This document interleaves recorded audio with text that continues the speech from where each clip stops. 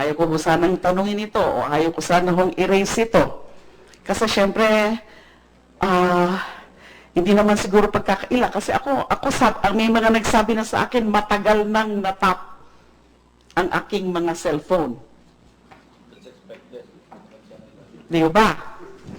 So what legitimate purpose is being served? Kung ganun, terrorist ho ba ako? O dahil yung sinasabi ng iba, na-cuddler ako? Yun ho ba ang purpose kung bakit tinatap ang mga cellphones ko ngayon? I don't expect anyone to answer that question. I'm just thinking aloud. So huwag na ho tayong maglukuhan. Di ba? At mahilig kasi akong manood ng mga detective stories eh. Do you want to comment? You want to respond to that? Yes, Sir? Madam Senator. Your Honor, I am also suspecting that my cell phone is being tapped. So we are in the same boat. If that is true, assuming, Director General De La Rosa, assuming totoo rin po yan, na nakatap din ang inyong cellphone, sino mo kayang gagawa nun? Kasi yun ang susunod kong itatanong. Granting, itong pinakasuspecha ko, kasi ibang tao lang naman ang nagsasabi sa akin na tap na yung cellphones mo, matagal ng tap yan. But my attitude always is, I don't care.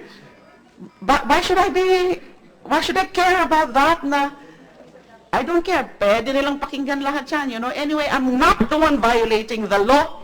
I'm not the one violating the rights of others. That is always my attitude. Kaya tinatawanan ko lang yung mga ganong advice. Ingat ka, nakatap ang telepono mo. So kayo rin po, Director General De La Rosa, assuming ho, natotoo din yan, na nakatap din ang inyong cellphones. Sino kaya gumagawa niyan? Your Honor, the technology, we have no control over the technology. Mayroon tayong mga foreigners na mayroong technology na gano'n at wala tayong control over sa kanila. They can monitor our conversation from a faraway place. So, O yun ang problema natin ngayon. yun ang problema natin. Ang problema natin ngayon, we're trying to improve our laws, our own laws, correct? Ng anti-wiretapping law. Para naman, ma-empower nga kayo, matulungan nga kayo, na mas magiging magaling kayo sa pag-perform ng mga trabaho nyo, but at the same time, we should be conscious about also protecting and upholding the rights of persons, the private rights, the rights to privacy, etc.